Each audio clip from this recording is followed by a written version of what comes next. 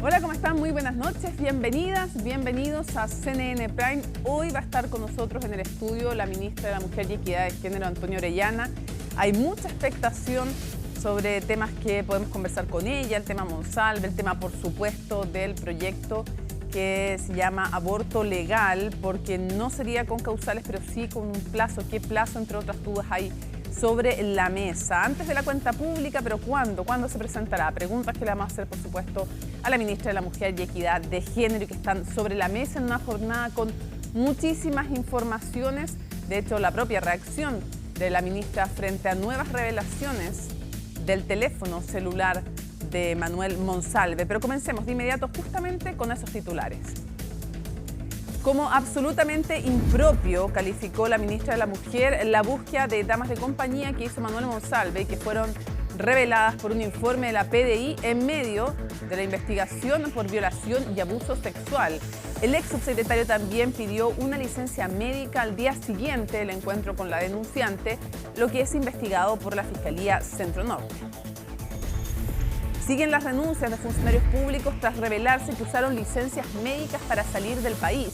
El ministro Mario Marcel informó que 1.102 empleados ya han salido de sus cargos en la administración central por renuncias y en paralelo, el juez Eduardo Fritz dejó la presidencia del Maule de la Asociación Nacional de Magistrados y Carmen Monsalve, hermana de Manuel Monsalve, renunció a su puesto en la Superintendencia de Salud.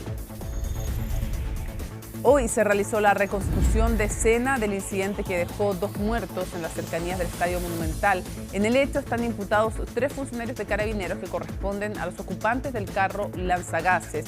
Desde la Fiscalía aseguraron que el objetivo de la investigación es dar tranquilidad a las familias de las víctimas. Y en temas internacionales, Estados Unidos ordenó a todas sus embajadas suspender las entrevistas de los estudiantes que quieran obtener visas. Se trata de una orden del Departamento de Estado que ocurre en medio de los intentos de Donald Trump para evitar que estudiantes extranjeros ingresen a Harvard. Todo esto y mucho más, aquí comienza CNN Prime.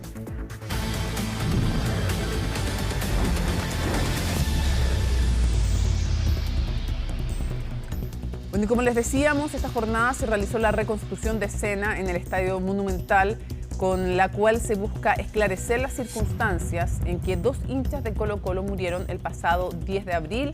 De ello nos va a contar Felipe Hernández, que tiene todos los detalles. Buenas noches, Felipe, te escuchamos. Muy buenas noches, Mónica. 7 horas, poco más de 7 horas, fue lo que se extendió esta diligencia, esta reconstitución de escena, denominada por el fiscal Jorge Reyes a cargo de esta operación que se realizó en la jornada del día de hoy a las afueras del Estadio Monumental, en el sector de Avenida Maratón, con Benito Rebolledo como clave e importante. ¿Por qué? Porque son muchas las líneas investigativas que hay en torno a este caso, en el que lamentablemente mueren Milan Liampi, de 13 años, y Martina Riquelme, de 18, en la jornada del 10 de abril de este año, en el cual se esperaba, cuando faltaban tan solo 1 hora y media para que se diera el pitazo inicial al partido que se iba a disputar al interior del Estadio Monumental entre Colo-Colo y Fortaleza de Brasil por la primera o el segundo partido de la fase de grupos de Copa Libertadores. Lo cierto es que las diligencias fueron claves y fueron tan importantes, o era tan importante esta diligencia, esta reconstitución de escena, que se llamó, por ejemplo, a la misma empresa que prestó el servicio de instalación de rejas perimetrales, de estas vallas papales, como se le denomina, para que facilitaran las mismas rejas que habían sido instaladas aquella jornada del día 10 de abril. También se utilizó el mismo carro lanzagases, con la presencia incluso de una de las víctimas. Hay que señalar, aquí no solamente hubo 2 personas fallecidas, aquí hubo también personas que resultaron con lesiones de diferentes características. Una de ellas es una joven, es una menor de edad, de sexo femenino, que fue una de las personas lesionadas que quiso participar en esta diligencia, en esta reconstitución de escena, y su relato también sirvió para poder llevar adelante cada uno de los detalles. Se dividió en 2 partes esta reconstitución de escena.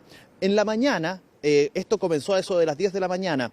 En la mañana, antes del almuerzo, se realizó todo lo que tiene que ver con el relato de los testigos, en este caso civiles, y también con la participación de la víctima, en este caso la que resultó con lesiones, esta joven de menor de edad, de sexo femenino, como les señalaba. Hay una cuarta persona que resultó lesionada en esa ocasión, pero ella no ha querido participar de este proceso o no quiso participar de este proceso.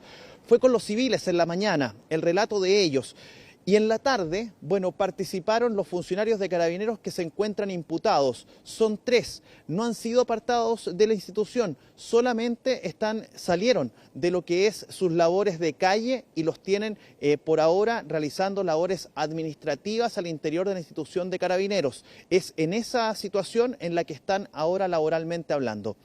Participaron ellos de esta diligencia, estuvieron arriba incluso del mismo carro lanzagases, participaron del proceso de lo que se había realizado en ese contexto para poder entonces establecer las diferentes líneas investigativas. Yo les he señalado, hay quienes señalan por parte, por ejemplo, de Carabineros que hubo un accidente literalmente de tránsito en el que los funcionarios de Carabineros no vieron habían personas debajo de una reja y habrían pasado por encima. Por parte de los familiares, en las defensas, los querellantes en este caso, señalan que aquí hubo dolo y que hubo un homicidio consumado en contra de las 2 personas. Vamos a escuchar las primeras declaraciones que fueron entregadas durante esta tarde por parte del fiscal Jorge Reyes, a cargo de las diligencias por parte de la Fiscalía Metropolitana Oriente. Existían algunas versiones contradictorias de la forma de ocurrencia de los hechos, tanto de testigos civiles como de carabineros que no participaron en los hechos, de los carabineros que participaron en los hechos, y todas esas visiones fueron contrastadas el día de hoy, ¿ya? A través de ejercicios simulando la ocurrencia del hecho, la posición de los cuerpos, la posición de la reja, la posición del vehículo. Utilizamos el mismo vehículo que ocurrió o que participó en los hechos en materia de esta investigación, que fue bastante relevante esa circunstancia. También participaron la víctima, la tercera víctima. Estamos tratando de determinar la forma de ocurrencia de los hechos, respecto a lo cual la diligencia de hoy día fue muy ilustrativa. Una vez que tengamos los hechos fijados, vamos a decidir qué camino jurídico se toma. Claro, y uno de los caminos jurídicos, Mónica, señores televidentes, es imputar cargos, los cargos, los delitos a los 13 funcionarios de Carabineros. A ver, aquí hay que señalar algo. Si bien estos 3 funcionarios están bajo la calidad de imputados, o en la condición de imputados en este caso, todavía no hay una claridad respecto del delito al cual se le está imputando. Si bien en una primera instancia se había hablado que esto era un accidente de tránsito, por eso mismo es que en las primeras horas tras los hechos ocurridos trabaja la CIA de Carabineros y también en la OCAR. Al día siguiente es determinado o cambiado el delito por parte o la investigación, y pasa todo esto, tras la decisión del Ministerio Público, a las manos de la Brigada de Homicidios, de la Policía de Investigaciones, la Brigada de Homicidios Metropolitana. Por eso es que podría haber entonces algún tipo de delito que no podría estar verificado como un cuasi delito de homicidio, como se tipifica los delitos cuando hay víctimas, en este caso de accidentes de tránsito. Es clave poder determinar entonces, con esta diligencia que se realizó hoy, qué tipo de delito se le va a imputar a estos 13 funcionarios de Carabineros hasta ahora. Vamos a revisar ahora las palabras que entregó en este caso el subprefecto, el jefe de la Brigada de Homicidios Metropolitana, quien se refiere justamente a la importancia que tuvo esta diligencia para clarificar justamente la línea investigativa. En base al trabajo realizado y lo que se llevaba en el transcurso de la presente investigación, fueron contrastados conforme a la versión que prestaron los testigos y cuyas declaraciones ya habían sido tomadas por los funcionarios policiales. Se utilizaron los medios similares, o por no decir los mismos, de cuando ocurre este hecho. como se mismo en esta instancia. Al momento, y como lo señaló el fiscal, es una investigación que está aún abierta, se están realizando otros procesos investigativos. Uno de ellos es el análisis de los registros de las cámaras corporales de Carabineros, y eso son los antecedentes que van a ser informados al Ministerio Público cuando tengamos resultados. Ese antecedente sobre las cámaras corporales también es clave. ¿Por qué? Porque ni en el carro policial, ni en el carro lanzagases, ni los funcionarios que estaban al interior de este carro portaban las cámaras corporales. Sí habían en los funcionarios que estaban en el exterior, fuera del carro policial, estaban en el sector de Benito Rebolledo, también de Maratón. Ellos en esas cámaras se están fijando, por cierto, además de las cámaras de seguridad que puedan haber en el sector, la situación para poder graficar lo que sucedió en ese momento. Pero al interior del carro no habían cámaras corporales entre los funcionarios, los 3 funcionarios que estaban al interior del carro lanzagases. Eso es clave al momento también de señalar respecto de los antecedentes que se manejan en torno a esta investigación. Yo les había señalado en un comienzo que las líneas investigativas son varias. Se habla en un principio de un accidente, pero por parte de los abogados querellantes y de las familias, por supuesto, aquí hubo un crimen, aquí hubo un homicidio literal en contra de Milan Liempi y de Martina Riquelme. Bueno, conversamos con una de las abogadas, también representante en este caso de la familia de Martina, y esto es lo que relata.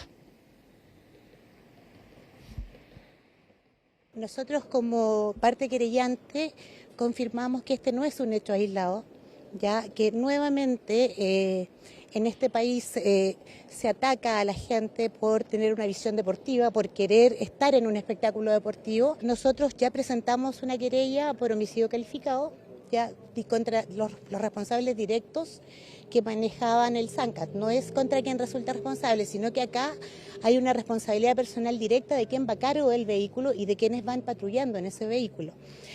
Lo importante de esta reconstitución de escena es que pudimos recoger hechos relevantes ya que no estaban dentro de las declaraciones y que nos acercan a nuestra teoría del caso.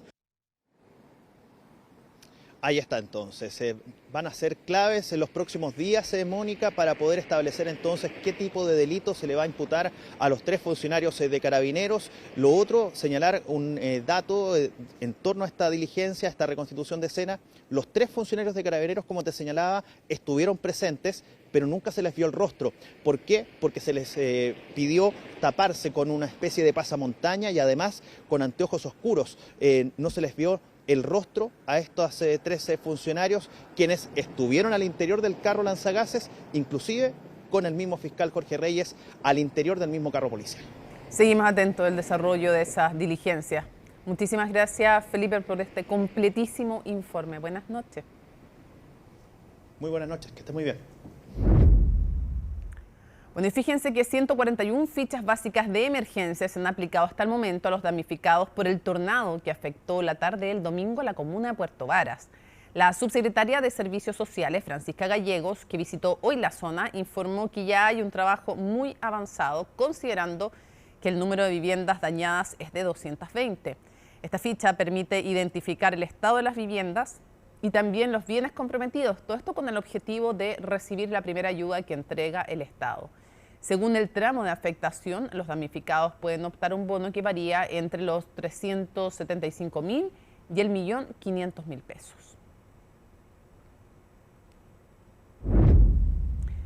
Vamos a otras materias. Desde 2018, las contribuciones de lugares cercanos a Plaza Italia han subido al doble, todo esto en promedio, evidentemente, incluso hasta 300% en algunos casos. Algo difícil de entender si esa fue la llamada zona cero de la crisis social, con la notoria baja además de la plusvalía y los arriendos de los inmuebles. Natalia Muñoz nos explica cómo estas alzas en pagos es una de las críticas al servicio de impuestos internos. ¿Se va haciendo cada vez más pesado pagar las contribuciones? Bueno, un sector bien bonito, todo el mundo demandaba estar frente al parque forestal. Sigue siendo muy lindo, si el tema es lo que ha pasado ahora. Una pesadilla para la mayoría de los propietarios en la llamada zona cero de Santiago, epicentro de la crisis social de 2019 que aún no se logra recuperar. Muchos inmuebles están vacíos, pero las contribuciones registraron un alza en promedio de 94% desde 2018 hasta 2024. Andrea es dueña de un departamento hace más de 15 años, que está ubicado justo al frente de la Plaza Baquedano y actualmente paga más de 350.000 pesos en contribuciones. Por ahora no está arrendado, porque con todo lo que pasó aquí en el sector, se fueron los arrendatarios y no se ha podido arrendar. Entonces la verdad que está haciendo un peso enorme entre que pagar los gastos comunes, aunque no esté usado, las contribuciones. Es un problema. La zona cero tiene un recargo de hasta 300% que revalúa las propiedades como si estuvieran en pleno auge comercial. Pero aquí la realidad es completamente distinta. En realidad están vacías, deterioradas o con arriendos que han caído más de 60%. En este sector se han reunido varias situaciones que han complejizado aún más los arriendos y las ventas, no solo de los locales comerciales que uno puede ver aquí, sino que también de bienes que antes se ocupaban como oficina o como departamento. De hecho, uno veía antes todo ese tipo de edificios, ¿no es cierto?, completamente usados y con mucha demanda. Sin embargo, después del estallido social, lo que hemos visto, digamos, es una caída importante de demanda.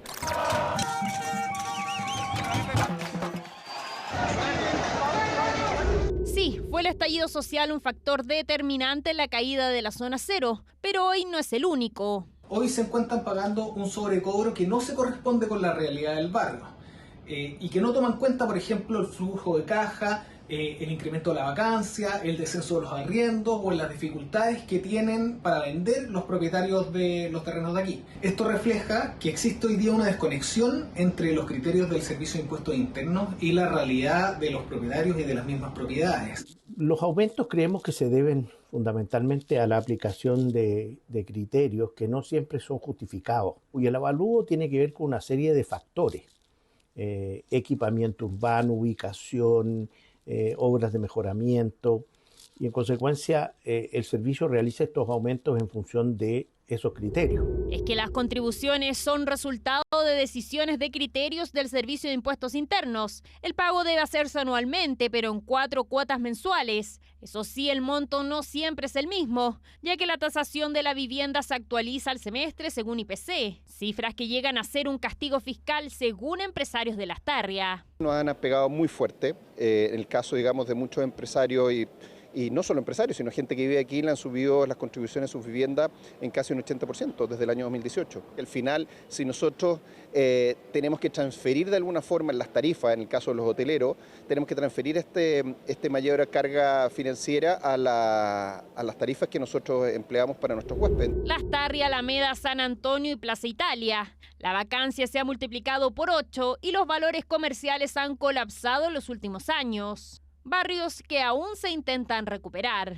Es todo un sinsentido por un lado, y después cuáles son los incentivos que hace el gobierno para recuperar esta zona. Yo creo que es muy contraproducente. Acá específicamente está difícil vender y arrendar, así que yo creo que sí o sí tiene que haber un estudio de evaluación del valor de las contribuciones, porque obviamente que uno paga un impuesto porque te están entregando un servicio de seguridad, de que tú puedes arrendar, y nada de eso está pasando. Alza las contribuciones, difícil de entender. Una de las principales críticas al Servicio de Impuestos Internos.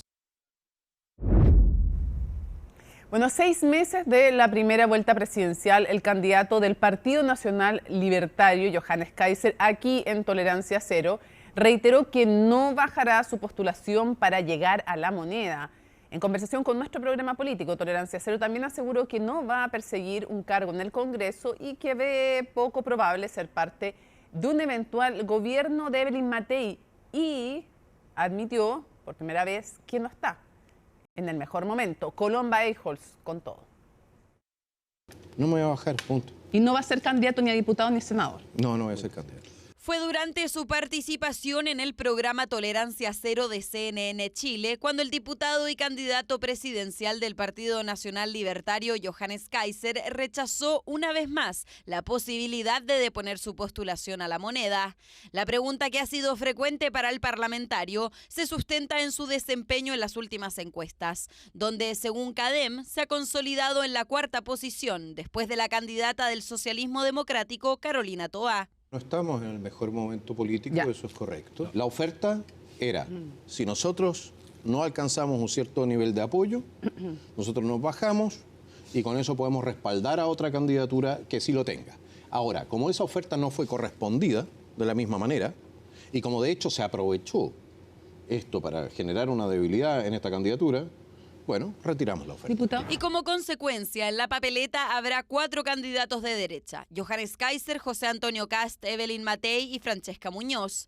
Dada la competencia, solo uno de ellos pasará a segunda vuelta. Según las encuestas, sería la exalcaldesa de Providencia, aunque en un escenario donde no participe Kaiser, Kast podría, según Panel Ciudadano UDD, desplazar a Carolina Toá y competir con la abanderada de Chile Vamos. ¿Se acuerda cuando Evelyn Matei dijo que lo podía sumar a su gabinete y usted dijo no me interesa?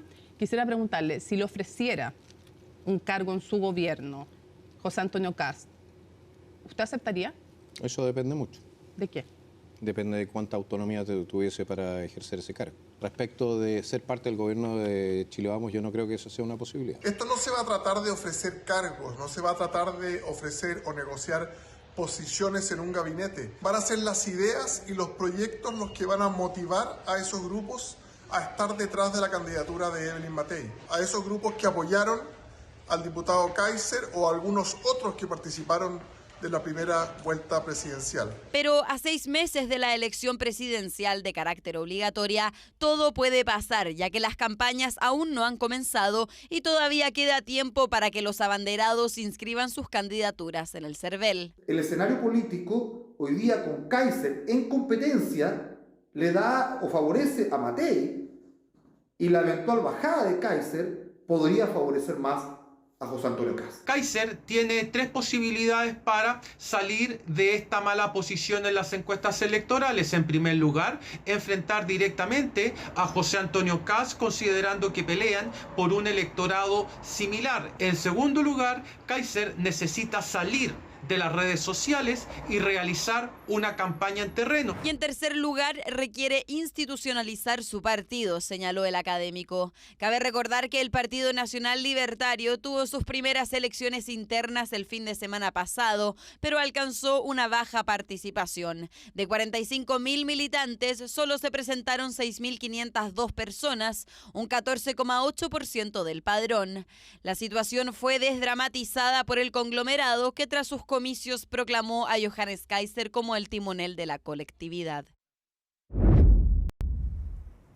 El ex subsecretario del Interior, Manuel Monsalve, ha vuelto a ser blanco de críticas y reproches luego de que se filtrara y se diera a conocer por parte de Canal 13 parte del informe pericial elaborado por la Policía de Investigaciones tras el análisis y vaciado de su teléfono celular, en donde habría evidenciado la búsqueda vía web de damas de compañía, páginas de citas con colombianas e incluso información sobre drogas asociadas a delitos sexuales, además de una licencia médica. Los detalles en el siguiente informe de Miguel Ángel Araya.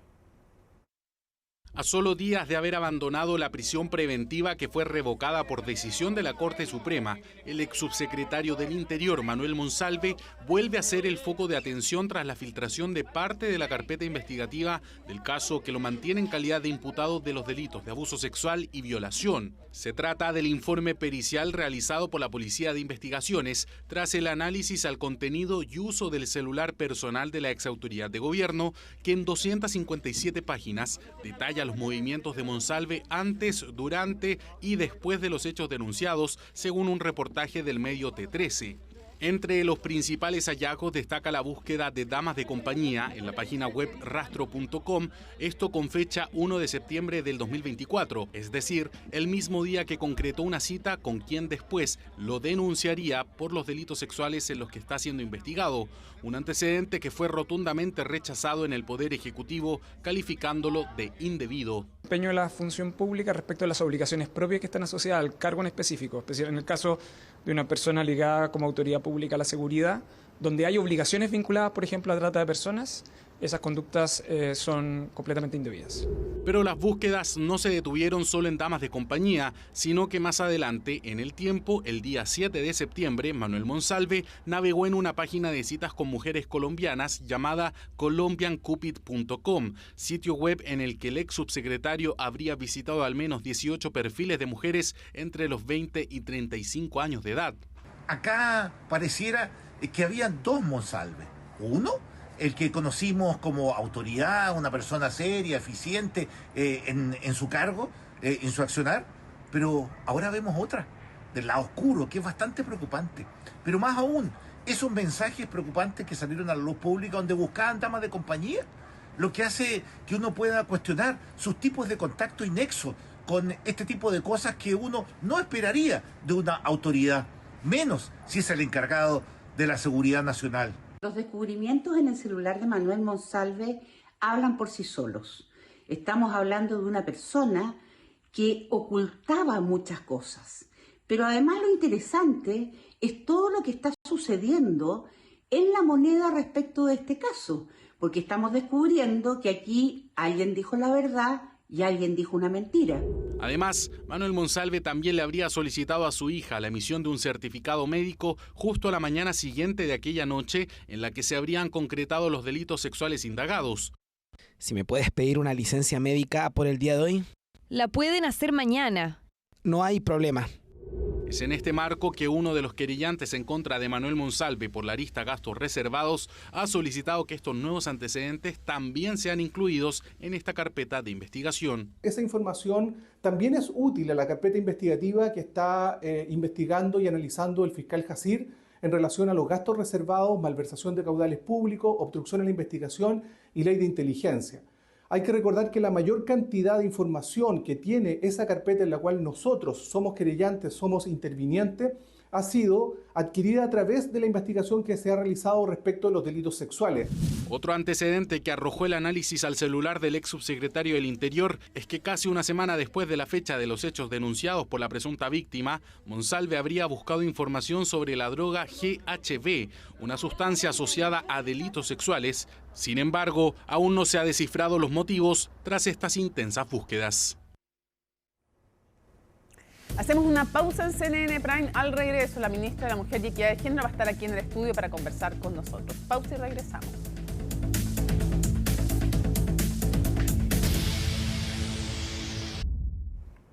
Volvemos para contarles que 6.000 funcionarios públicos sumariados en la Administración Central del Estado y más de 1.000 renuncias. Esas son algunas de las consecuencias del escándalo relacionado con los viajes mientras se cursaban licencias médicas.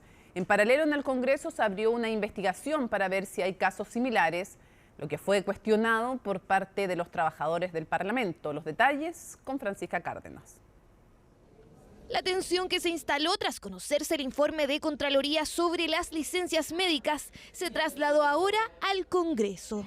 Organismo que, si bien cuenta con autonomía funcional y no es fiscalizado por el ente regulador, sí puede ser auditable internamente. Y justamente es eso lo que ha advertido el presidente de la Cámara de Diputados. Aplicaremos las máximas sanciones a aquellas personas que se han desviado de lo lógico de un funcionario público, que es cumplir su labor sin salirse de la ley y, por supuesto, manteniendo un régimen de probidad. Y si hay temas que tengamos que enviar a la Fiscalía, así lo vamos a hacer. La respuesta no demoró en llegar por parte de las asociaciones de funcionarios parlamentarios, donde hay quienes acusan una cacería de brujas y precarias condiciones laborales, mientras que otros aseguran que no puede haber privilegios con quienes trabajan en la sede legislativa. No tenemos ni tratamiento privilegiado ni nada por el estilo. De hecho, los funcionarios de trabajadores parlamentarios son funcionarios bastante precarizados. Nosotros vivimos en un eterno limbo.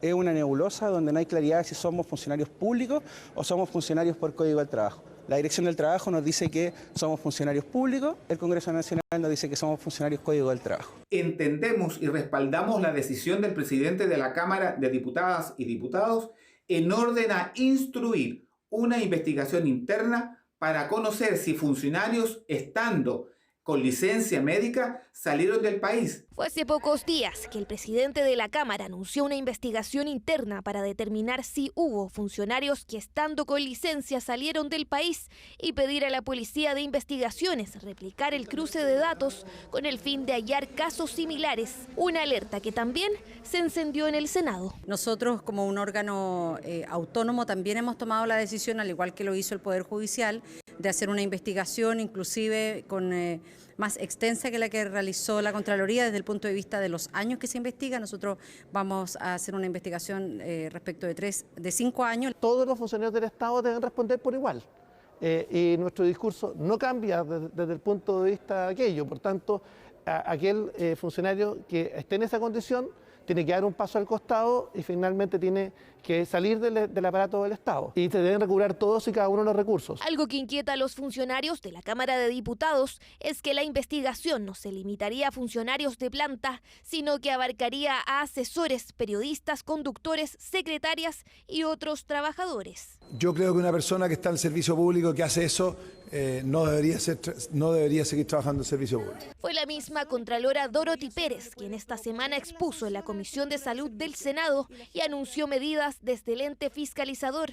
El informe que reveló los viajes al extranjero de más de 25.000 funcionarios se realizará de manera anual. Más o menos 8.000 corresponden al gobierno central y de esos cerca de 8.000 hay 6.600 a los cuales ya se les ha iniciado sumario. La cifra de las personas que han dejado la administración a la fecha de hoy, habiendo incurrido en alguna de estas prácticas, son 1.102. Eso solo en la administración central, donde, por ejemplo, en las últimas horas renunció Carmen Monsalve, hermana del ex subsecretario del Interior Manuel Monsalve, quien cumplía funciones en la Superintendencia de Salud.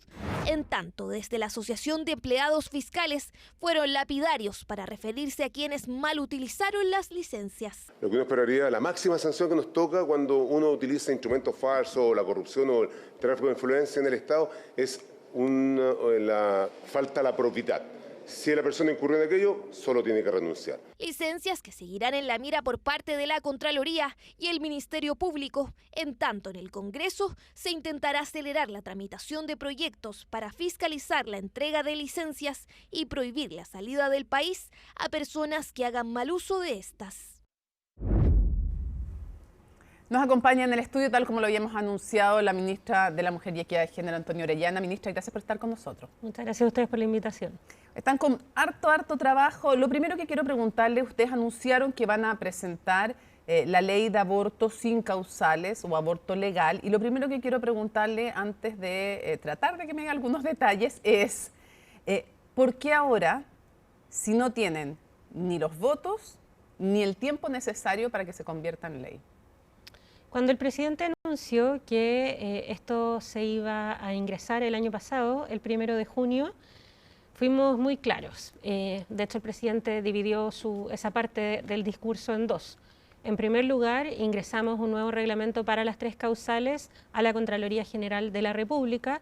Esto porque transcurridos 7 años desde que empezó a ser ley, se constata que hay al menos 4 regiones contiguas, inclusive, donde no hay provisión de atención para las 3 causales a propósito de un fenómeno masivo. Porque yo te dijo, una vez que se tome razón, y nos dijo en Tolerancia Cero, una vez que se tome razón, entonces viene la presentación. Se tomó razón el viernes 23 en la tarde. Ok, pero usted reconoce que no tienen los votos amarrados para nada, o sea, si uno saca las cuentas por lo que han dicho públicamente, uno puede decir no tienen los votos. O sea, no. Y la composición del Congreso no ha cambiado desde las elecciones del 2021, digo, es el escenario para todo el gobierno, lo mismo respecto al escenario electoral, hemos tenido elecciones en los 4 años de gobierno. Ahora, no tienen los votos, lo reconoce usted, no tienen el tiempo, ¿tienen mayoría social?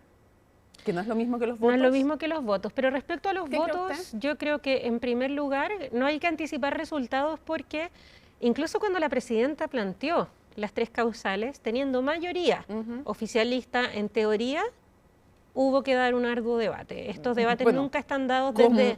Con mayor razón... Pero nunca están ganados de antemano. En la historia de las leyes que tienen que ver con derechos de las mujeres, nunca han estado ganadas de antemano y por lo tanto siempre hay que planteárselas también a un mediano plazo. En segundo lugar, yo creo que la encuesta de abril, el resultado de abril de la encuesta del Centro de Estudios Públicos es bastante clara.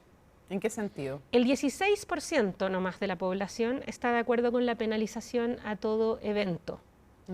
Un 50% está de acuerdo con las 3 causales y un 33% está de acuerdo con el aborto legal. O sea, sin causales. Así pero es, con sin plazo. causales, pero Entonces, con plazo. ¿no tienen mayoría social de respaldo?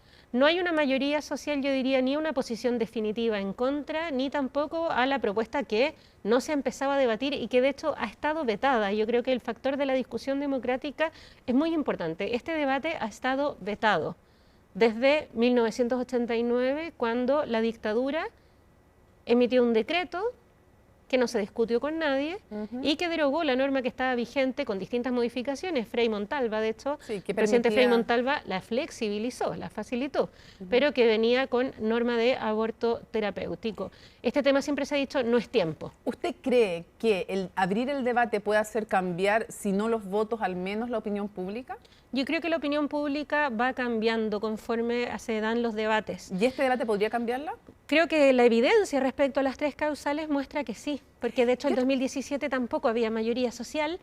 Había un número importante que apoyaba las 3 causales, pero tampoco lo había para Pero ellas. ¿la apoyaban más que el aborto que ahora? Era bastante ¿usted dice que similar. pareció? Ya, ok. Entonces usted apuesta que cambie eso. Otra pregunta para que vayamos después al contenido. La acusación de parte de la oposición que esto es para distraer de los escándalos de corrupción, de procultura, del caso Monsalves que resurge, que por eso lo están, que es un distractivo. La verdad, yo dividiría las críticas que han salido estos días en 2 primero grupos. esa. Hay una que No, tiene que ver son con la que distrae. la que es como de la conspiración para distraer la opinión pública y la otra que dice no es prioridad. Respecto a la primera, yo creo que los hechos son bastante consecutivos en el cronograma que propusimos. Se toma razón del reglamento. Y se ingresa. Se ingresa el proyecto de ley tal y cual. Ya, y lo otro, pero ¿sabe qué? No solo que no es prioridad, sino que, a ver, estoy buscando las palabras de Evelyn Matei. Perdónenme, pero el aborto no tiene nada que ver con los derechos de las mujeres. Esto es pura ideología, no tiene nada que ver con lo que las mujeres necesitan. Lo que hoy día veo es que las mujeres no tienen un lugar en la Junji, no tienen lugar en los prekinder. Eso es lo que dice ella, lo que me piden y lo que me manifiestan. Y precisamente por eso, mañana tenemos una nueva sesión de la Comisión de Trabajo en el Senado, donde vamos a estar debatiendo el proyecto de Sala Cuna. Ya, pero no es prioridad, en el fondo, para que se haga cargo de esa crítica respecto al aborto, que hay otras prioridades. Yo creo que estamos trabajando en una agenda que es bastante contundente, que incluye la reforma a la sociedad conyugal, que incluye también la reforma al derecho a sala cuna y que ya logró aprobar una norma de modernización de la educación parvularia que va a abrir miles de cupos por la vía de la optimización de la gestión pública, porque Junji, BTF e Integra no compartían un sistema de matrícula y se duplicaban. ¿Usted me dice los que cupos. pueden hacer las dos cosas a la vez? Yo creo que sí. Ya. Y creo que el Congreso también puede. Hablando del Congreso, ¿cómo toma el hecho que el diputado Castro, el presidente de la Cámara de Diputadas y Diputados, dijo que él no iba a priorizar el proyecto de aborto, que habían muchas otras prioridades, como por ejemplo la responsabilidad penal adolescente? Dijo, comillas, que se quede esperando el sueño de los justos. Entonces yo le pregunto de inmediato si ustedes le van a poner una urgencia que permita que no quede, comillas, durmiendo el sueño de los justos y solo sea un símbolo el ingreso. Bueno, yo lamento esa disposición al debate porque creo que cuando se tiene confianza en la justicia de los argumentos propios no hay que temer a debatir. ¿Usted cree que temen debatir en la derecha? Yo no entiendo por qué negarse, sobre todo si señalan que esto no es prioridad, que no le importa a nadie, que es pura ideología mía casi. No entiendo el temor a debatir. Pero ¿cómo se lo explica? No sabría tratar de desentrañar qué hay ahí. Pero lo que sí puedo decir es que la normativa que rige, digamos, la Cámara de Diputados, el Ejecutivo tiene un rol que es de colegislador. Y por lo tanto es también a través de las urgencias que puede ir modulando el debate. No quiere decir que vamos a entrar con discusión inmediata, porque precisamente lo que queremos abrir es un debate razonado, en donde las posiciones existentes que sabemos que hay a favor y en contra puedan debatirse de cara a la opinión pública en el espacio que como país nos hemos dado para ello, que es el Congreso. Pero sí le van a poner la urgencia necesaria para que no duerma el sueño de los justos. Bueno, en primer lugar, el primer paso es el ingreso y respecto al ingreso, el primer paso luego es la cuenta en la sala. Eso forma parte de los procedimientos per se. Y si está durmiendo el sueño de los justos, le van a poner la urgencia que necesita. Por supuesto que vamos a buscar que se debata. Hablemos de lo primero. ¿Cuándo van a presentar el proyecto? El proyecto va a ser ingresado el día de mañana. Y en concreto lo que hace... Pero eso ya es una noticia. Mañana lo ingresan oficialmente al Congreso. No se da cuenta hasta el lunes.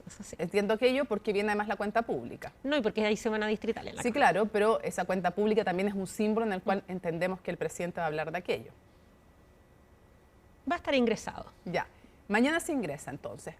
La primera pregunta que todos se hacen, ministra. Las semanas. Porque cuando se dice aborto legal, quiere decir sin causales, pero con un plazo. ¿Cuál va a ser el plazo que van a proponer? El plazo que vamos a proponer para iniciar la discusión, tal como dije varias veces, ahí dejé unas pistas, estábamos mirando el modelo alemán.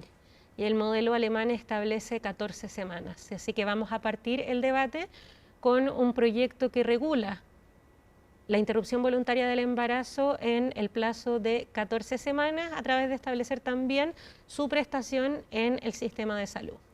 Yo le voy a preguntar esa prestación, pero antes, ¿por qué 14 semanas? Porque usted me dice, vemos el modelo alemán. Ya, sí, pero eso me habla de un país. Pero 14 semanas, ¿en qué estado de formación está ese ser que se está desarrollando? La verdad es que hay bastantes países que tienen el plazo de 14 semanas. Argentina, España, Francia también, pero esto no es solo un conteo de países. Digamos, ahí hay de todo tipo de experiencias. ¿Por qué? Porque en primer lugar hay una recomendación que es más bien de las guías clínicas respecto a la seguridad del procedimiento, y en segundo lugar porque hay también una sólida estructura en los instrumentos internacionales que habla también de esas 14 semanas.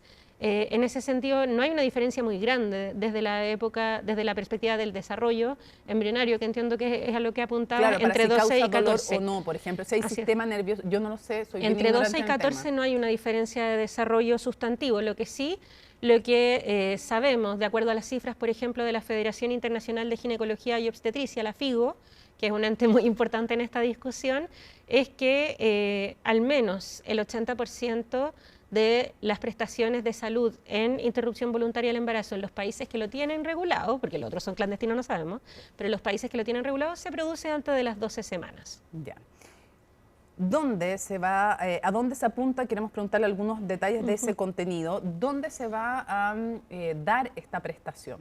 Lo que estamos por ingresar y lo que hemos trabajado junto al Ministerio de Salud, mirando también la experiencia en distintos países y la seguridad de un procedimiento que cuando está lejos de las redes de narcotraficantes y en el sistema de salud es un procedimiento seguro, es que hasta las 12 semanas vamos a buscar que se pueda entregar esta prestación en el sistema de atención primaria.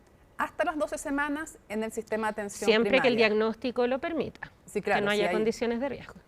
Evidente, ahí tiene que ir directo ya, no a la red primaria. ¿Pasadas las 12 semanas entonces? La provisión va a ser hospitalaria. Ya, o sea, para que no se crea que dijo la prohibición, la provisión. La provisión, sí. O sea, la atención de salud en la red hospitalaria. Así es. Otra de las preguntas que después le quiero preguntar qué otros antecedentes nos puede entregar, pero de inmediato otra de las preguntas es, ¿qué van a proponer? Porque todo esto es lo que usted nos está diciendo, cómo ingresa el proyecto, otra cosa es cómo vaya a terminar. Eso siempre forma parte de la vida de los proyectos de ley. ¿Estarían dispuestos a ampliar o reducir el plazo si esto ayuda a que avance legislativamente? Por supuesto, y por eso digo, esto es un marco desde el que partimos, porque queremos iniciar un debate. ¿Están dispuestos a flexibilizar, por ejemplo, el tema de las semanas? Por eso daba de referencia las cifras de opinión que tenemos. Yo soy consciente, y creo que todos debemos serlo, de que aquí nadie puede invocar ser el dueño de la opinión pública, porque la verdad es que hay una minoría de 16% que quiere la penalización a todo evento, de acuerdo a la SEP, hay un 33% que está de acuerdo con la legalización a todo evento, y hay muchos grises entre medio, y esos grises tienen que poder expresarse en el debate. Ahora también tenemos cifras que no tienen que ver con la dimensión valorativa o la opinión que podamos tener, sino con lo que ocurre. Ministra, ¿qué va a pasar, por ejemplo, o qué van a proponer ustedes? Siempre pregunto, ¿qué van a proponer? ¿Qué se propone en este proyecto de ley que ocurra cuando esta prestación de un aborto sin causales la pida una menor de edad? Para eso ya hay normas establecidas respecto tanto al consentimiento como a la autorización judicial que ya están establecidas a propósito de la ley 21.030, de la ley de las 3 causales. Claro, pero quiero saber si van a proponer lo mismo o algo distinto. No vamos a innovar ni en las normas de consentimiento que ya están en el Código Sanitario, ni tampoco respecto a las normas de objeción de conciencia. ¿Por qué se la pregunto? Porque sí se puede pensar tanto en objeción de conciencia como respecto de la valoración que se hace de qué se le pide a una menor de edad, que es distinto cuando es producto de una violación o producto de que su vida está en riesgo o que el ser que está dentro de ella es inviable, totalmente incompatible con la vida, a que cuando no hay causales. Entonces quiero pedirle que nos cuente cómo va a ser ese proceso, que es el mismo que rige hoy día, porque no necesariamente quienes lo están viendo saben. ¿Qué es lo que ustedes proponen? ¿Qué pasa cuando una menor de edad dice quiero hacerme un aborto? En esto el Tribunal Constitucional y nuestra jurisprudencia ya se pronunció en particular en lo que fue el debate en los 2000 a propósito de la pastilla del día después, ¿sí? Que tiene que ver con ciertos espacios que pueden tener privacidad y autonomía de acuerdo a la edad y otros que requieren la autorización de los tutores legales.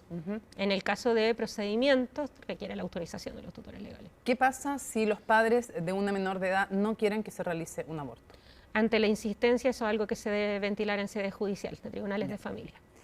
¿Qué más nos puede contar respecto de la objeción de conciencia, por ejemplo? No estamos innovando en ese aspecto porque...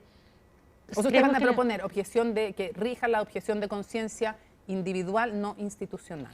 La objeción de conciencia institucional y también la individual quedaron asentadas en la ley chilena y cuentan con al menos 2 fallos ya del Tribunal Constitucional que se refieren a ellas, y no estamos innovando esa materia. De hecho, entonces, ¿cómo va a ser? Para que le explique a la gente. Todo el asunto del nuevo reglamento de las 3 causales lo que busca, porque ya está publicado en el Diario Oficial, lo que busca es que mediante la regulación de las normas de derivación intrahospitalaria, porque la IVE es netamente hospitalaria, está todo en la red asistencial hospitalaria, podamos regular que dentro del mismo servicio de salud se pueda resolver en caso de que haya una objeción de conciencia.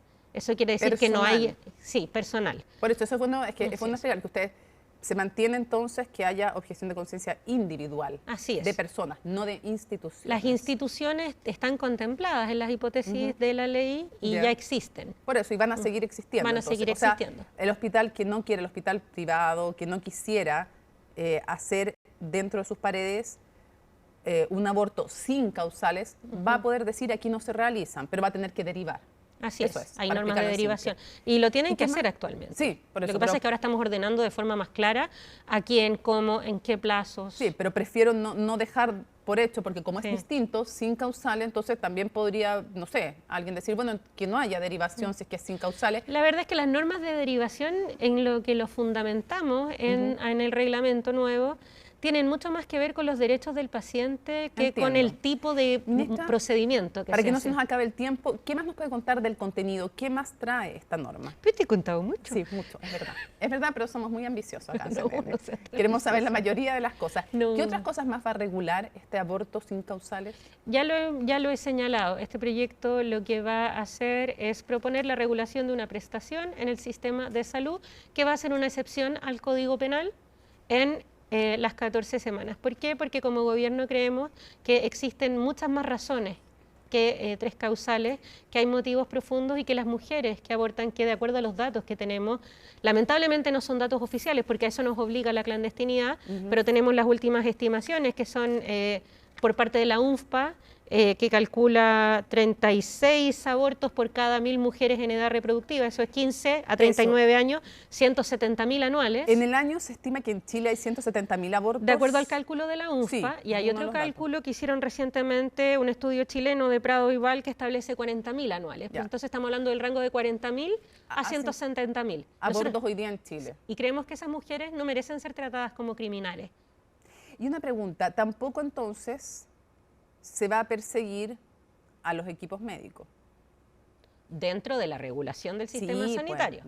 Si alguien crea una clínica clandestina, pero también se puede perseguir, sea para aborto, sea para cualquier cosa, al Código Sanitario. Pero no, o sea, en el fondo, salvo que sea en en un caso específico de mala praxis, que es otra cosa, o alguien que ponga una clínica clandestina, esto pasa a ser completamente ilegal. Y pasa a ser obligatorio además hacer la prestación, ya sea en otro lugar, porque ese hospital con el que alguien tiene convenio tiene una objeción de conciencia institucional, ¿ya? Si alguien es de la salud, está en la salud privada y quiere hacerse el aborto, tendrá, y no tiene ese convenio que tiene con ese hospital, tiene que ser derivada.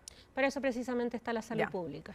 Quiero preguntarle, ¿qué le parece que ayer en Tolerancia Cero, Johannes Kaiser, el candidato del Partido Nacional Libertario, sostuvo que él era partidario, no solo le parecía que este gobierno estaba buscando asesinar niños, o no sé si es niños la palabra, podría buscar en verdad la palabra, pero y que lo que él postula además incluso es que hay que modificar la tercera causal, se refiere al caso de violación, porque a él no le parece que no sea obligatoria la denuncia de la violación en caso de adultos. La verdad es que hay una distinción. La denuncia de la violación en la tercera causal es obligatoria para todo el personal en el caso de las menores de edad. Eso lo explicábamos ayer. Y en segundo lugar, en todo el sistema penal, los delitos sexuales cometidos contra mayores de edad son de acción penal pública previa instancia particular. O sea, si la mujer no quiere denunciar ningún abuso sexual como ni mayor violación, como mayor de edad. 18 años, como ciudadana en plena capacidad de su uso de razón, está en su derecho de decidir si quiere enfrentar un proceso legal. O sea, no se puede no se podría hacer esta modificación. Hay otras estrategias para aumentar la denuncia que pasar a llevar la ciudadanía plena de las mujeres. Ya, pero además no sería compatible con el ordenamiento legal actual. No, o sea, sería pasar a llevar la ciudadanía plena de las mujeres y nuestro legítimo derecho como ciudadanas mayores de edad de decidir si queremos ir a un juicio. Pero más allá de que usted esté de acuerdo con aquello, me refiero que técnicamente hoy día no sería posible porque... Bajo la normativa actual no. No, ya. ¿Y qué le parece entonces? Porque planteaba eso o eliminarla, la tercera causal. Si es que la preocupación tiene que ver con cómo aumentamos la tasa de denuncia y la persecución penal, yo invito a que se conozca y aprovecho de difundir que desde noviembre del 2022, en el trabajo precisamente en conjunto con la ministra Aguilera, se puso en marcha y ya está disponible en todo el país la Garantía Explícita de Salud número 86. ¿Qué quiere decir eso? Que hoy ante agresiones sexuales agudas hay una garantía de atención que incluye no solamente prestaciones de medicina física, sino de salud mental también. No, pero él hablaba eso es importante porque apalanca la denuncia, porque cuando yo le doy una primera acogida a una persona, cuando hago una constatación de lesiones de vida y cuando derivo a salud mental, la disposición al proceso judicial es mucho mayor que si yo solamente digo tienes que denunciar, tienes que denunciar. Quiero ir cerrando, se va acabando el tiempo, pero hay un par de cosas que no puedo dejar de preguntarle. Lo primero, la reacción de la Iglesia Católica, que dicen que es un error promoverlo, que es un fracaso de la sociedad, que llaman a no relativizarlo en vida humana y advierten que van a intentar instar a los legisladores a que ejerzan su responsabilidad frente a la vida de quien está por nacer. Yo creo que la Iglesia Católica, lo he dicho antes, las distintas expresiones de fe tienen un lugar en una sociedad democrática y pueden promover su visión. Y precisamente abrir el debate implica también aceptar, abrirnos a que existen posiciones contrarias y esas posiciones se deben debatir. Ya, pero usted no ve como un fracaso de la sociedad el que se plantee esta legislación y se apruebe. En absoluto.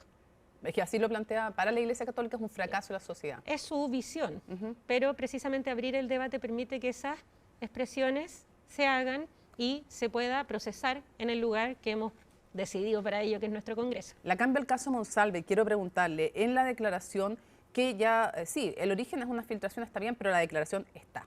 La declaración de Manuel Monsalve y él dice que el presidente Boric le dijo, no tengo por qué dudar de ti, que sabía que iba a decir en La Moneda que era inocente, que él le comunicó, voy a decir que soy inocente, aparte de renunciar, y que lo instruyó él a ir a Conce. Y para muchos esto pone en duda que el presidente dijera, yo le creía a la denunciante, y el rótulo de nuevo de gobierno feminista. ¿Qué contesta usted?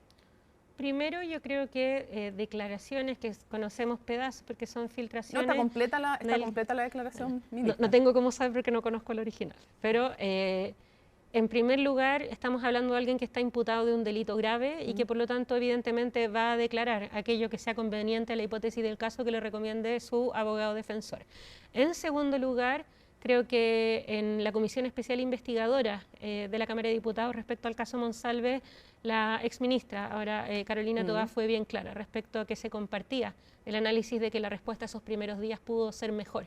Yo creo que incluye esos hechos. Sí, no, ahora, la pregunta es si es verdad o no que le dijo, no tengo por qué dudar, porque si le dijo, no tengo por qué dudar de tu inocencia, entonces no es efectivo lo que el presidente manifestó de que le había creído a la denunciante, porque si le creía a la denunciante, entonces sí tenía por qué dudar de la inocencia. Esta es la versión de alguien que está acusado de un delito sexual grave. Usted me dice que no le cree.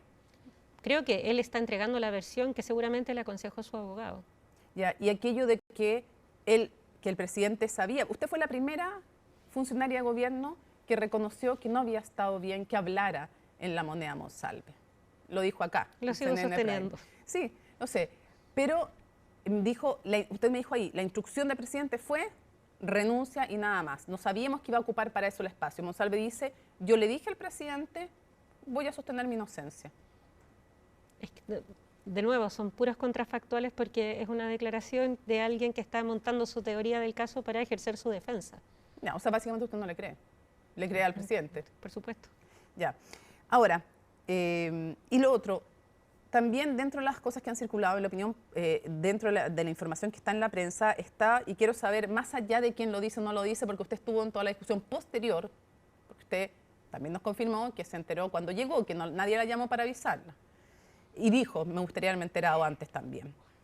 Afirmado esto, sí estuvo en las etapas posteriores. Y quiero preguntarle si alguna vez en el gobierno efectivamente se evaluó aplicar la llamada doctrina Toá. Para quienes no sepan, en sus casas se refiere que en general solo formalizado se le pedía en distintos ámbitos, por distintos delitos eventuales, la renuncia al funcionario en cuestión. En el caso de Manuel Monsalve, ¿alguna vez usted escuchó que se evaluara como tesis aplicar la doctrina Toá? No escuché nada de aquello y creo que en particular, y el punto de vista que yo expresé, tiene que ver, independiente del hecho mismo de la denuncia, que evidentemente un delito sexual tiene como investigador principal a la Policía de Investigaciones y por lo tanto había una incompatibilidad evidente, o sea, independiente de la formalización o no. ¿Por usted no era aplicable la doctrina Toá en este caso? Por la particularidad del caso, por supuesto que no. ¿Y nunca escuchó entonces en el gobierno que se planteara, vamos a aplicarle a Monsalve la doctrina Toá? Se lo estoy diciendo derechamente porque si eso era así, entonces le pidieron la renuncia porque salió en la segunda. Era algo que se estaba hablando, yo creo la doctrina Toá se estaban hablando de delitos funcionarios. Aquí estamos hablando de un delito gravísimo del Código Penal. Lo sé, pero por eso le pregunto, ¿usted nunca escuchó aquello? Nunca escuché aquello. Y una de las últimas cosas que me quedan, bueno, quedan 4.000 en el tintero, pero hoy día una funcionaria, exfuncionaria para ser más precisos, de la Subsecretaría del Interior, donde trabajaba Manuel Monsalve, evidentemente era el subsecretario, era el jefe, Catalina Arrey, se señala que en su declaración que ella conversó, bueno, era amiga, es amiga de la denunciante, cuenta todo el proceso en que la denunciante va viviendo, todo este proceso. Y dice, y esto es lo que quiero preguntarle a usted, que esto es probablemente lo más grave, dice que hablaron y querían ir donde usted, pero que no fueron. Eso es importante dejarlo claro, que nunca fueron, pero que tuvieron la idea, no, pero ¿cómo nos vamos a comunicar con ella? Ya, no fueron. Pero que sí fueron con Camilo Araneda, jefe de la Unidad de Gestión de Conflictos de la División de Gobierno Interior y amigo del presidente Boric, y que él desincentivó que ella denunciara, que ella hablara públicamente. Dice, las palabras en la declaración judicial son, lamentablemente, él trató de poner paños fríos. Le dijo que lo pensara bien, que iba a ir en contra del gobierno, pensó más en eso que en portarse como humano. No sabíamos qué más hacer. La verdad, una precisión, esa es una declaración que tiene que ver con el proceso administrativo, ¿no? El judicial. Toda la razón, en Contraloría, ¿no? Así es. Ya, perfecto, y en segundo lugar, la información de la que disponemos es que lo que se le señaló fue que no podía estar tomando esa decisión compartiendo el día a día con el ex subsecretario. Eso es lo que yo sé. Creo que es algo que se debe despejar. Como que se alejara de... ¿Cómo no entiendo? Es algo que se debe despejar durante la investigación judicial, frente a lo cual yo no puedo mantener antecedentes. Pero no entiendo bien. ¿Qué se la versión que se ha conocido en la opinión pública es otra, pero creo que es algo que debe despejar precisamente la investigación judicial, porque dependiendo de eso desprenden distintas acciones. ¿Pero usted ha hablado con Camilo Araneda? No. Si fuera verdad que se trató de desincentivar la denuncia por parte de él o de cualquier otro funcionario del gobierno, ¿sería grave? O sea, no estaría ajustado a ninguno de los protocolos que ya estaban vigentes en esa época. Porque los protocolos dicen que hay que incentivar la denuncia. Y derivar a quienes son tomadores de denuncia de acuerdo a la ley Carín. Claro, no en ningún caso desincentivar. Se me queda una cosa en el tintero, ministra, bueno, se me van a quedar varias, pero una que tiene que ver con el aborto. Porque en el debate en Radio DN, la ministra Jara dijo que ella creía que en el fondo esto se tendría que haber presentado antes. Ella era parte del comité político. Usted ha dicho que no fue decisión suya, sino parte de la estrategia legislativa el que no se presentara antes. ¿Qué le parece que se haga esta crítica pública? Yo creo, en primer lugar, efectivamente, los tiempos de ingreso de los proyectos de un gobierno no son nunca solamente una decisión de un ministerio sectorial, pero aquí en particular, y lo he señalado muy claramente, todo lo que tiene que ver con derechos sexuales y reproductivos, y de esto también los otros proyectos de ley que hemos llevado como Ministerio de la Mujer, no hemos llegado solas al Congreso, lo hemos hecho en diálogo con organizaciones sociales, con las que quieren participar con el Ministerio y algunas que no quieren, está bien. ¿Cierto? Es la autonomía de precisamente la sociedad civil. ¿Ya? Pero con ellas hubo una decisión que fue razonada y que fue debatida y que tiene que ver precisamente con priorizar primero la potestad administrativa, y eso quiere decir el reglamento de las 3 causales, para que aquello en lo que estamos de acuerdo pero como ella país, lo sabía, la ministra Jara, pues estaba en el comité político. y yo creo que lo sabían también muchas organizaciones Ya, sociales, que para mí es un sello de gestión, avanzar junto a ellas. Entiendo, pero esto se conversó en el comité político. Es una conversación que era clara y de hecho yo lo dije públicamente. Además, digamos, entonces, ¿qué le parece que públicamente critique? Yo creo que son cosas que son parte del tradicional juego de diferenciación dentro de un debate que es electoral.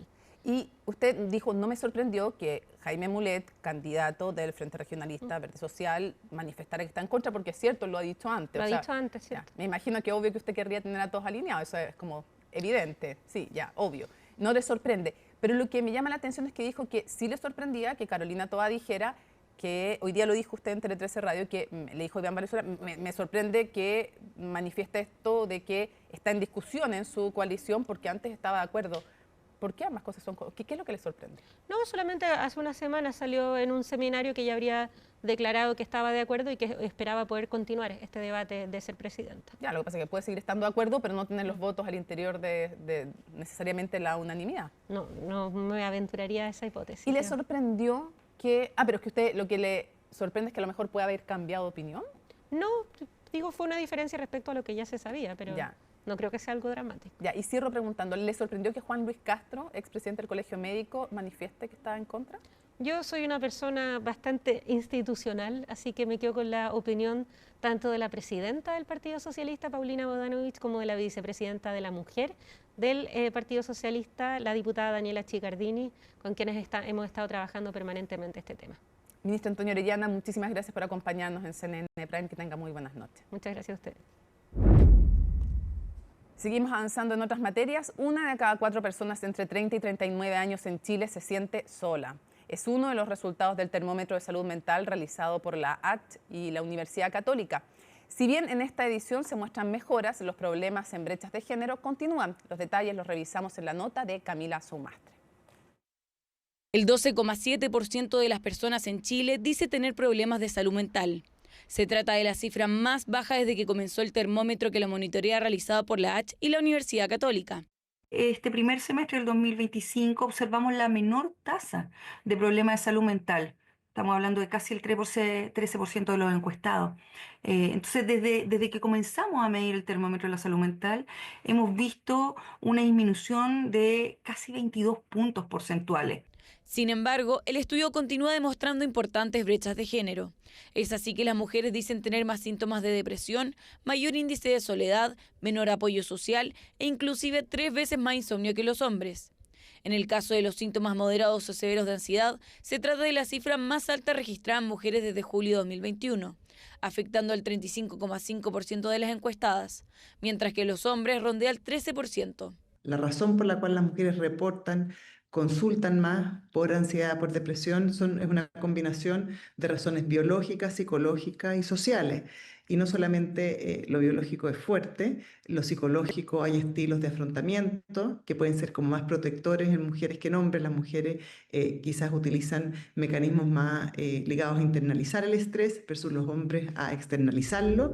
Entre las razones, expertas destacan, por ejemplo, las expectativas en torno al rol de cuidadora, las dificultades para compatibilizar maternidad y trabajo, así como las brechas salariales. Por ejemplo, lo que tiene que ver con el acceso a recursos o lo que tiene que ver con la violencia, ¿cierto? Como la capacidad como de pedir ayuda, las diferencias salariales también, las familias monoparentales son principalmente mujeres, entonces en un sistema, digamos, donde muchas veces hay diferencias estructurales que desfavorecen a la mujer, la posibilidad obviamente de presentar sintomatologías de tipo depresiva, de tipo ansiosa, aumentan como de manera bastante ostensible. Incluso a veces hay una triple presencia porque hay mujeres que estudian, trabajan y crían o cuidan. Entonces eso es uno de los grandes estresores que afecta en mayor medida a las mujeres. Frente a este escenario, especialistas enfatizan la importancia de contar con factores protectores para resguardar la salud mental. Entre ellos destacan el rol del trabajo, la presencia de una red de apoyo sólida y la posibilidad de acudir a profesionales cuando se requiere ayuda.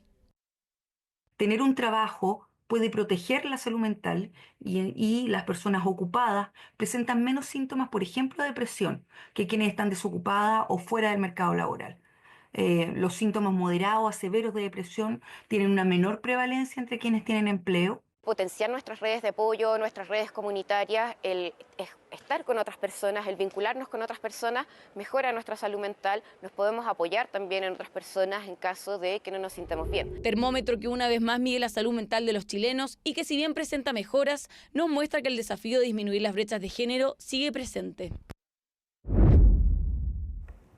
Bueno, casi 700 marcas van a participar del Cyber Day 2025 desde el próximo lunes. Pilar Gutiérrez nos cuenta cuáles son algunas de las ofertas en viajes y departamentos también, sí, más atractivas. Este verano, más de 1 millón de chilenos y residentes salieron del país por turismo.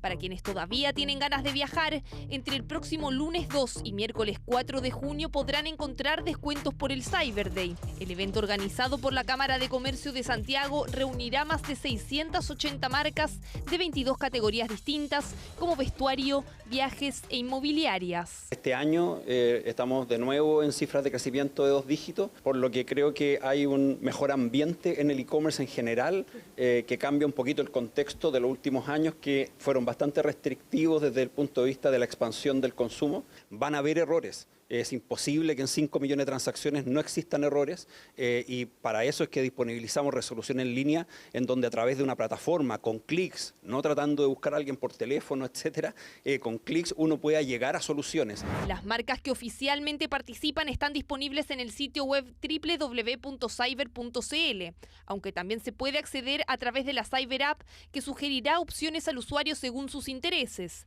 Dentro de la categoría de viajes, por ejemplo, habrá descuentos de hasta 70%. Donde tenemos mayores oportunidades son en nuestros paquetes todo incluido y van a encontrar, por ejemplo, paquetes a Cartagena de Indias en Colombia por menos de 700.000 pesos. En pasajes aéreos, en hoteles y en paquetería que van a llegar hasta el 70% de descuento y además cuotas sin interés con distintos bancos para aprovechar las promociones. Venimos viendo un dólar que desde principios de año hasta ahora está oscilando entre 900 y 1000 y para el cyber se ve una tendencia que va a estar en la parte baja de estos 900, 930, lo cual va a incidir en que haya muy buenos precios finalmente. Un sector que ha generado mucho interés últimamente es el de las viviendas, a raíz de la aprobación de la ley que crea un subsidio a la tasa hipotecaria de 60 puntos base y hasta 1% en departamentos y casas nuevas de hasta 4.000 UF. Con ese impulso son varias las inmobiliarias que también se sumarán al Cyber Day. Van más o menos hasta el 30% de descuento, lo cual es muy atractivo para nuestros clientes.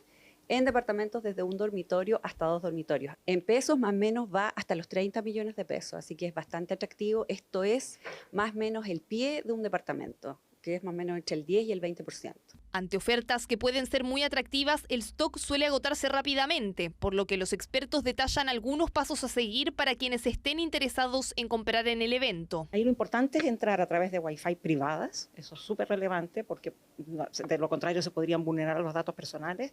Ya vitrinear, el sitio ya está liberado, por lo tanto vitrinear, inscribirse en los sitios, ir viendo también, monitoreando los productos que les interesa, cuáles son los precios que tienen ahora. Comparar, verificar precios en distintos proveedores. Hoy día la tecnología permite ir chequeando dónde están los mejores precios para los artículos que necesitamos. Pero además hay recomendaciones para evitar caer en fraudes y estafas. Todas deben ser realizadas a través del sitio web oficial de Cyber y desde allí navegar dentro de las empresas participantes de este evento. Evitar ingresar a cualquier link que sea recibido por otro canal que no sea el oficial. Asimismo, recomendamos activar la doble autenticación de los bancos y evitar caer en estas ofertas extravagantes que pueden llegar por correo electrónico, WhatsApp o SMS. Desde el gremio del comercio esperan ventas por $520 millones en el Cyber Day 2025, lo que representa casi el 6% de los 9.000 millones que proyectan para el total de las ventas online de bienes este año.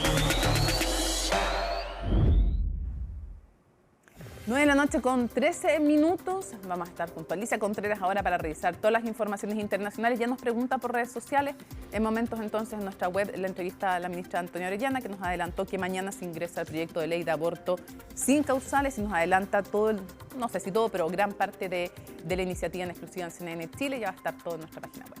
Alicia, ¿cómo estás? Buenas noches. Buenas noches, Mónica. Nosotros vamos a partir en Estados Unidos porque sí, esta guerra de Donald Trump en contra de las universidades, específicamente en contra de Harvard, pero además hoy se conoció la orden de la administración de Trump de suspender en todas las embajadas de alrededor del mundo las citas agendadas para los estudiantes que quieran ser candidatos a una visa estudiantil para acceder a estudiar en Estados Unidos. Esto se cancela mientras entonces el gobierno analiza realizar una investigación de las redes sociales de todos los estudiantes candidatos entonces para adquirir esta visa. Y esto se conoce además días después de que, ya lo decíamos, Donald Trump revocara el permiso a la Universidad de Harvard para recibir estudiantes extranjeros, algo que fue paralizado por una jueza el viernes pasado, pero hoy también se conoció que la administración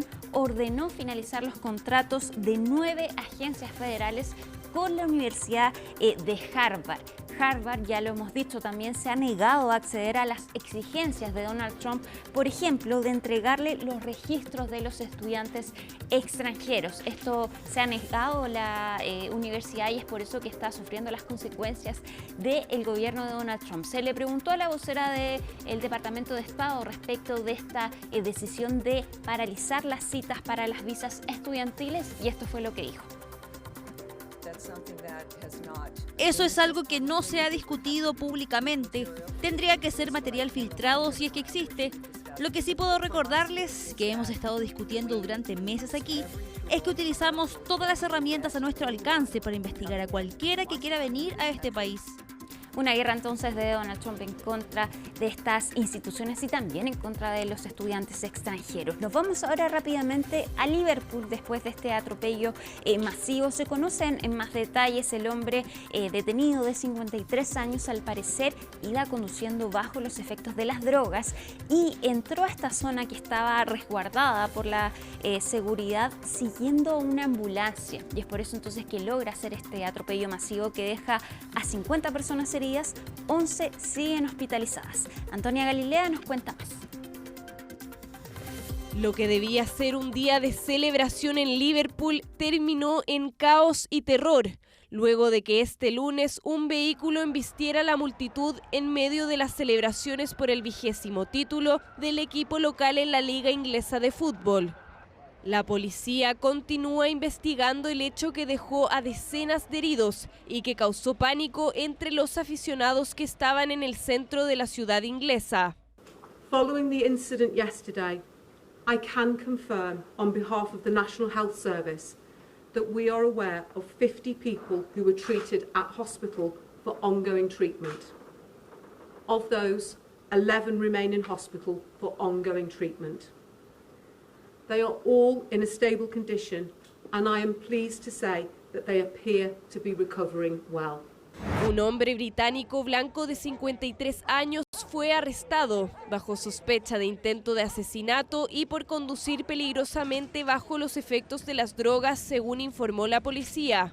Las autoridades describieron el atropello como un incidente aislado, reiterando que no se vincula a un acto terrorista. También llamaron a no especular ni difundir contenido en redes sociales, luego de que en línea aparecieran numerosos videos mostrando el impacto del vehículo a un grupo de fanáticos.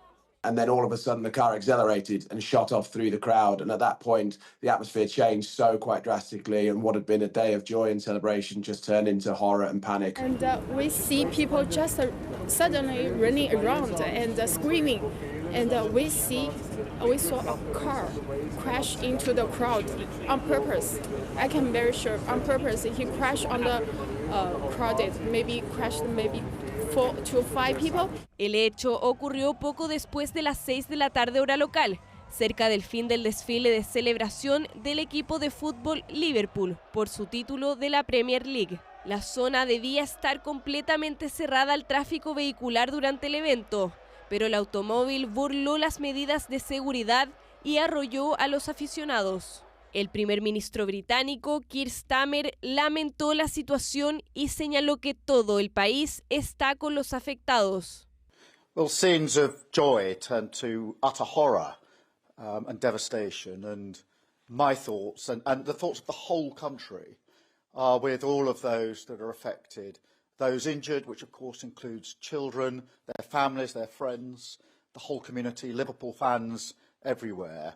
And Liverpool stands together, and the whole country stands with Liverpool. La familia real británica también manifestó su preocupación por los incidentes en Liverpool, y la princesa Ana, hermana del rey Carlos III, visitó este martes el Hospital Universitario Real de Liverpool para agradecer al personal médico. Mientras tanto, los investigadores trabajan para reconstruir los hechos y determinar la razón detrás del atropello masivo, que afortunadamente no dejó muertos. Mónica, y nos vamos a ir rápidamente a Gaza porque Israel comenzó un plan de ayuda humanitaria pero que ha sido bastante polémico y cuestionado, y de hecho dejó estas escenas caóticas en el sur de Gaza, en Rafah.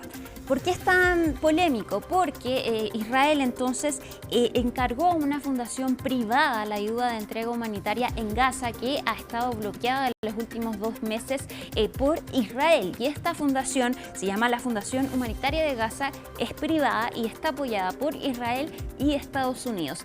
Sin embargo, solo entrega alimentos en puntos específicos de la Franja de Gaza. Por ejemplo, esta vez lo hizo en el sur de Gaza, en la zona de Rafah.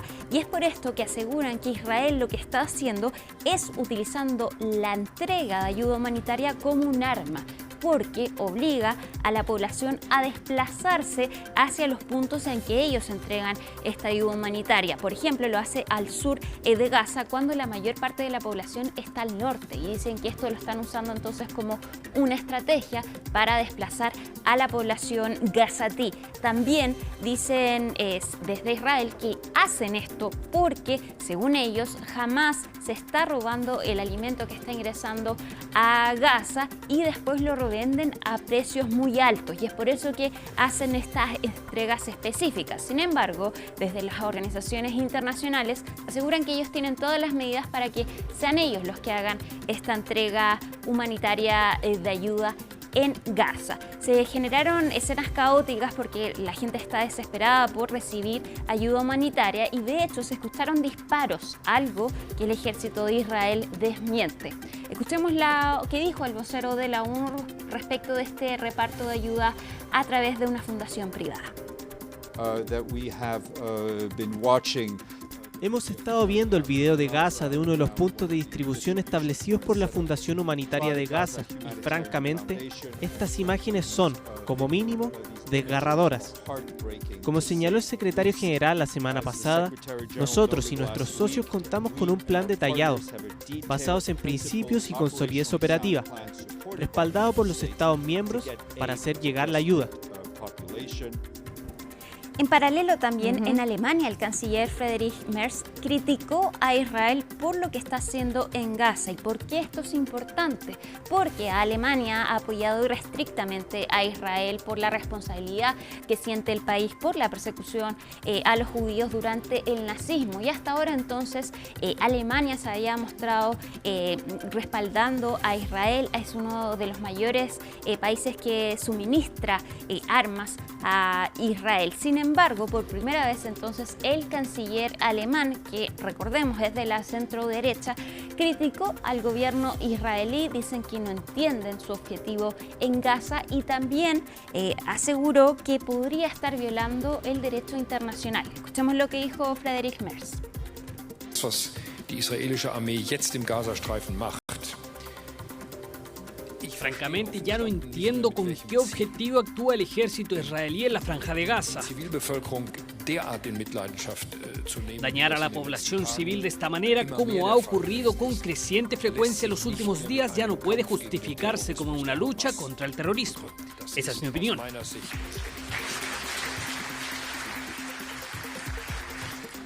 Declaraciones mesuradas y respetuosas, pero que de todas maneras hablan de un cambio importante entonces en lo que ocurre en Alemania. Vamos a terminar con la imagen de este actor turco. ¿Te suena? Sí, Onur. Onur. De sí, pues, ¿cómo olvidarlo? Y lo está pasando, pero peor que en las 1001 noches. Está pasando porque son temas graves y serios y de los cuales han habido denuncias de otras personalidades también. Exacto. Onur, el actor que interpretó a Onur en Las 1001 noches, fue condenado a 1 año y 10 meses de prisión, pero una prisión suspendida, es decir, no va a entrar a la cárcel a menos que cometa otro delito importante. Pero fue condenado a esto porque se le está investigando en medio de un caso respecto de las protestas en contra del gobierno en 2013 y se le acusa entonces a este actor de entregar falso testimonio en medio de una investigación entonces donde participaron distintos actores y también agentes de talentos en esta protesta que según el actor dice que nunca tuvo relación con estas personas. Sin embargo, de acuerdo a la justicia turca, esto entonces fue un falso testimonio. Él puede apelar de todas maneras, no va a entrar a la cárcel, pero deja entrever entonces lo que ocurre en Turquía. Recordemos también que ha habido manifestaciones importantes en contra del presidente Erdogan y que también llegan entonces a personajes reconocidos. Ya pues, muchísimas gracias por toda la información. Nos vamos juntas a la pausa, preocupadas obviamente de lo que ocurre en Turquía, porque más allá de Onur, la verdad es que un régimen autoritario seriamente vulnerando los derechos humanos de los turcos. Pausa y regresamos a CNN Prime.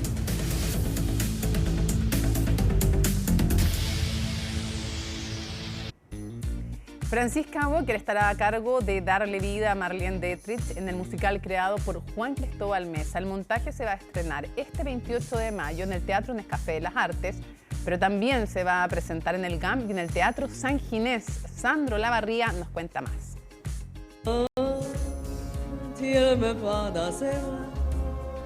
Marlene Dietrich nació en 1901, pero alcanzó el estrellato en 1930 cuando protagonizó El Ángel Azul, una de las primeras cintas de cine sonoro en la historia.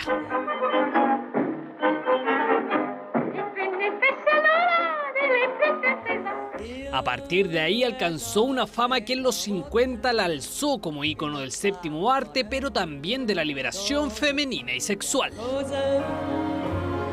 Cuando yo era muy chico, tuve un profesor de composición que era un maestro, premio nacional, don Carlos Boto, una eminencia. Y en ese, muy chico, yo estaba escuchando una música y él me dijo, pero lo que usted está escuchando eso es Marlene Dietrich. Y me pasó un montón de discos y me explicó y me dijo, mire Juanito, esto se llama cabaret literario y esto lo inventó esta señora que es muy importante, así que lea sobre ella. Desde ese momento, Juan Cristóbal Mesa quiso traer de vuelta a la icónica artista alemana que hará su debut en los teatros de la capital, interpretada por Franziska Walker. No es porque no deba, y tú sabes. Uno siente que se para en el escenario con cosas que decir, con contenido, con con hechos históricos que respaldan su existencia, entonces como que todo tiene mucho peso. Las cosas que ella dice, sus canciones, las canciones que ella elige, son canciones que tienen trasfondo y tienen capas, y eso es muy rico porque a mí me da mucho material y al montaje le entrega mucha riqueza emocional. Gracias a Dios, Francisca. No porque, sino que tuve la suerte increíble de toparme con ella y de que ella escuchara y le encantara la idea, y me topé con una persona talentosísima, porque a mí es un monstruo la Francisca, o sea, realmente tiene un talento desbordante. El montaje, que cuenta con música en vivo a cargo de Berlín Orquesta, está basado en primera instancia en la biografía escrita por la hija de Marlene, María Riva, y también en el musical de Broadway An Evening with Marlene Dietrich, que la hizo merecedora de un Tony en 1968. Al principio yo lo hablaba con Juan Cristóbal, la juzgué mucho porque empecé a leer la obra y la biografía y decía, pero esta madre que no se hace cargo de su hija. Y después fui entendiendo que estaba construyendo una mole, o sea, una figura muy grande que tuvo que hacer ciertos sacrificios para poder llegar al lugar donde ella quería estar. ¿Es válido? Es una pregunta que nos hacemos en este montaje. Marlene se estrenará en el Nescafé de las Artes. Del 19 al 22 de junio tendrá una temporada en el GAM y todos los jueves de julio se presentará en el Teatro San Ginés.